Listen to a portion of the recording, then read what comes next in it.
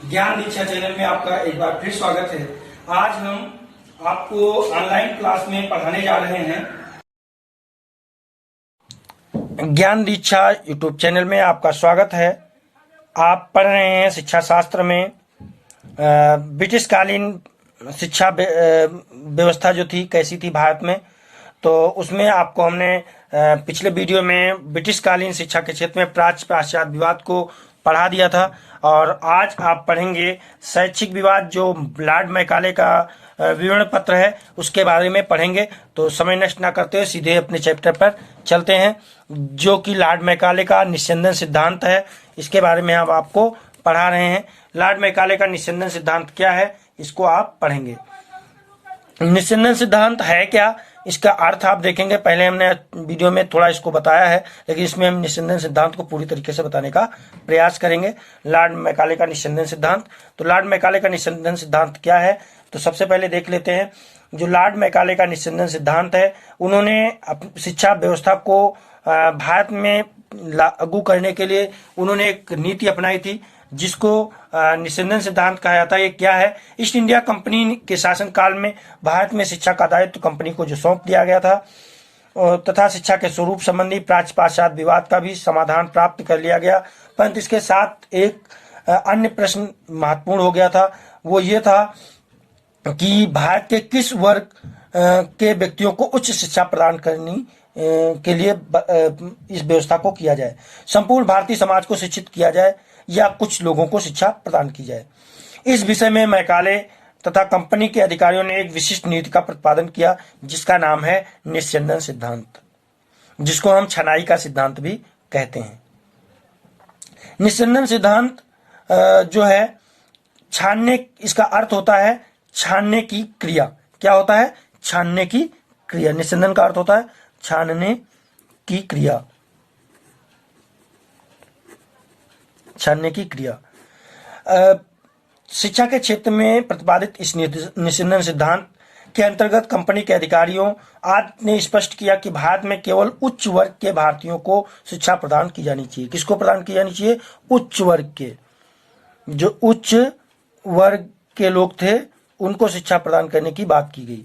उच्च वर्ग के लोगों को शिक्षा प्रदान करने की बात कही गई। अब उच्च वर्ग के व्यक्ति पर्याप्त शिक्षित हो जाएंगे तो शिक्षा एवं ज्ञान स्वतः ही छन छन कर भारतीयों के निम्न वर्गों तक पहुंच जाएगा। उनकी ये नीति थी। लॉर्ड मैकाले का मत था कि सरकार के पास इतना धन नहीं है कि वह जन सामान्य में शिक्षा का प्रचार प्रसार कर सके। सरकार का यह कर्तव्य है कि केवल उच्च वर्ग की शिक्षा पर ध्यान दे। निम्न वर्ग तो जो है स्वतः उच्च वर्ग के संपर्क में आकर के अपने आप शिक्षित हो जाएगा। निस्यंदन सिद्धांत संबंधी शैक्षिक नीति को स्वीकार कर कंपनी भारतीय शिक्षा व्यवस्था पर कम से कम खर्च करना चाहती थी। निस्यंदन सिद्धांत का स्पष्टीकरण आर्थर मेहूक ने अपने शब्दों में दिया है। उन्होंने कहा है कि शिक्षा ऊपर से प्रवेश करके जनसाधारण तक पहुंचनी थी। लाभप्रद ज्ञान भारत के सर्वोच्च वर्गों से बूंद बूंद करके नीचे टपकना था। यानी क्या? जैसे छन्ना होता ना, छन्नी होती ना, उस पे से कुछ चीज डालते हैं तो छन छन के नीचे आती है। इसी तरीके से ब्रिटिश कालीन शिक्षा नीति को विशेष रूप से प्रभावित करने वाले इस सिद्धांत की व्याख्या मैकाले ने अपने शब्दों में क्या की है? उन्होंने कहा है जन समूह में शिक्षा ऊपर से छन छन कर पहुंचनी थी। बूंद बूंद करके भारतीय जीवन के हिमालय से लाभदायक शिक्षा नीचे बहे जिससे वह कुछ समय में चौड़ी एवं विशाल धारा में परिवर्तित होकर शुष्क मैदानों को सिंचित करे। वो कहते थे जैसे गंगा हिमालय से निकलती है, अब बाद में आकर के वो अपना विकराल रूप धारण कर लेती है, उसी तरीके से ये वहां से हिमालय से टपक करके और शुष्क मैदानी क्षेत्रों को सिंचित करे। यानी अमीरों में उसका संचार हो, उसके बाद धीरे धीरे अमीरों के माध्यम से आम जनमानस तक इस शिक्षा का विकास हो। ये उनका कहना था। इस सिद्धांत को देखा जाए, इसके समर्थक जो थे उन कंपनी के संचालक वर्ग के अतिरिक्त ईसाई मिशनरी और मुंबई के गवर्नर की काउंसिल के सदस्य फ्रांसिस वार्डन भी सम्मिलित थे। इन समर्थकों के तर्कों से प्रभावित होकर भारत के तत्कालीन गवर्नर जनरल जो थे लॉर्ड ऑकलैंड ने भारतीय शिक्षा के अंतर्गत निस्संदन सिद्धांत को स्वीकृति प्रदान कर दी गई। अब निस्संदन सिद्धांत के को स्वीकृति जो प्रदान कर दी गई, तो इसके निस्संदन सिद्धांत के पक्ष में तर्क क्या दिए गए और इसके अस्वीकार करने के कारण क्या थे। इसको जब अस्वीकार किया गया तो पक्ष में था, पहले था मिशनरियों का तर्क, फिर फ्रांसिस वार्डन का तर्क, कंपनी के संचालकों का तर्क और लॉर्ड मैकाले का तर्क। इनको हम अलग अलग पढ़ रहे हैं। तो सबसे पहले पढ़ते हैं मिशनरियों का तर्क। निस्संदन सिद्धांत का प्रबल समर्थन करते हुए तत्कालीन ईसाई मिशनरी जो थे उन्होंने एक तर्क प्रस्तुत किया। उनका अन्य विश्वविद्यालय संबंधी सिफारिशों में कहा गया जो भारतीय शिक्षा प्रणाली थी, यानी जो भारतीय विश्वविद्यालय थे, उन विश्वविद्यालयों को सरकारी नियंत्रण से मुक्त होना चाहिए, उन्हें अधिक से अधिक स्वतंत्रता प्राप्त होनी चाहिए, स्नातक स्तर के पाठ्यक्रम के लिए 3 वर्ष का काल निर्धारित होना चाहिए। विश्वविद्यालय में 2 प्रकार के कोर्स होने चाहिए, एक पास कोर्स, दूसरा ऑनर्स कोर्स। इन कोर्सों के अतिरिक्त व्यावसायिक शिक्षा की व्यवस्था होनी चाहिए। व्यावसायिक शिक्षा के अंतर्गत कृषि, कानून, चिकित्सा, शिक्षण, इंजीनियरिंग आदि की शिक्षा की व्यवस्था की सिफारिश की गई। इसके साथ साथ विश्वविद्यालयों में अरबी, फारसी, संस्कृत भाषाओं तथा साहित्य का भी अध्ययन करने की उचित व्यवस्था होनी चाहिए। आयोग ने प्रत्येक विश्वविद्यालय में शारीरिक प्रशिक्षण संचालक की नियुक्ति की प्रबल सिफारिश की थी। जो शारीरिक प्रशिक्षण संचालक था उसकी नियुक्ति की इस जो है आयोग में विशेष प्रकार से सिफारिश प्रदान की गई थी। उसके बाद में अगला पॉइंट आता है स्त्री शिक्षा संबंधी सिफारिश।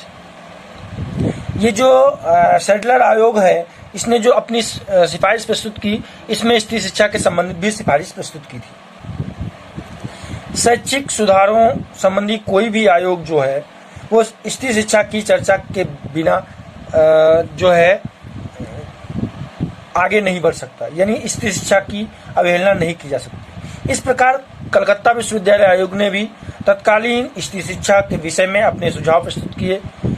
आयोग की सिफारिश थी कि बालिकाओं की शिक्षा को प्रोत्साहित करने के लिए अलग से पर्दा स्कूल बनाए जाए। क्या बनाया जाए? पर्दा स्कूल। पर्दा स्कूल जो है उनकी व्यवस्था करने की बात कही। इन स्कूलों में जो है 15-16 वर्ष की आयु की बालिकाओं के लिए शिक्षा व्यवस्था होनी चाहिए। इसके अतिरिक्त बालिकाओं की उच्च शिक्षा व्यवस्था से संबंधित एक सिफारिश के अंतर्गत कहा गया कि कलकत्ता विश्वविद्यालय में स्त्री शिक्षा की विशिष्ट परिषद की स्थापना होनी चाहिए। इस परिषद की स्थापना से स्त्रियों के लिए चिकित्सा शिक्षा और शिक्षिका प्रशिक्षण जैसी व्यवस्थाएं की व्यवस्था करनी चाहिए। यानी जो शिक्षिका प्रशिक्षण जैसी शैक्षिक व्यवस्था थी उसका भी इसमें विशेष जोर देने पर बात किया गया। तो ये थी स्त्री शिक्षा संबंधित।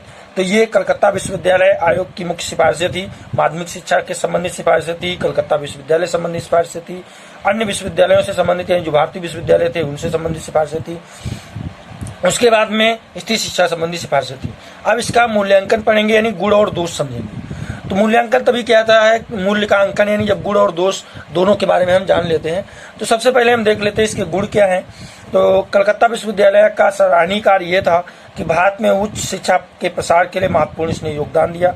आयोग ने कलकत्ता विश्वविद्यालय के साथ साथ भारत के जो अन्य विश्वविद्यालय थे उनकी शैक्षिक गतिविधियां का गहन अध्ययन किया और संभावित सुधारों के लिए महत्वपूर्ण सुझाव भी प्रस्तुत किए।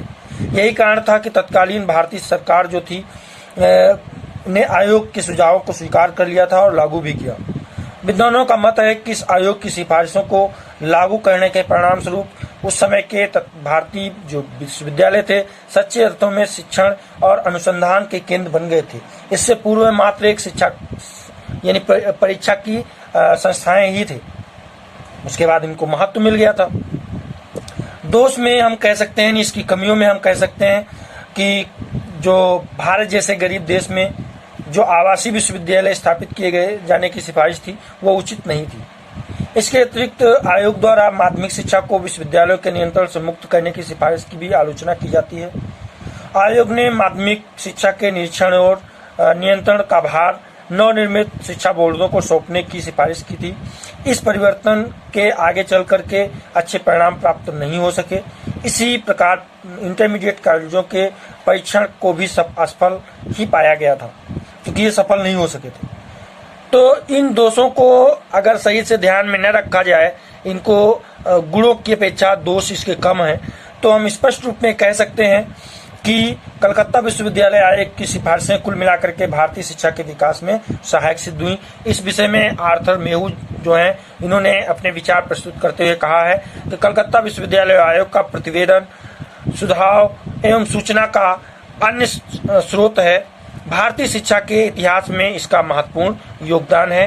तो आज आप पढ़ रहे थे जो है कलकत्ता विश्वविद्यालय आयोग, जिसे सैडलर आयोग कहते हैं। मुझे आशा है कि ये आपको कलकत्ता विश्वविद्यालय की जो है कैसे नींव पड़ी, इसका मेन सिफारिशें क्या थी, इसका क्या महत्व रहा, इसका क्या असर पड़ा, इन सारी चीज़ों को आप समझ गए होंगे। अगर कोई भी समस्या हो तो हमारे चैनल को सब्सक्राइब करने के साथ साथ बेल आइकन को भी दबाना है, और डिस्क्रिप्शन बॉक्स जो है उसमें आप अपनी शिकायतें कर सकते हैं। उसके बारे में हम अगला वीडियो और बना सकते हैं, तो आप हमें बता भी सकते हैं। तो हमारे चैनल को सब्सक्राइब करना ना भूलें, सब्सक्राइब बटन को दबाएं और अगले आने वाले वीडियो भी प्राप्त करें।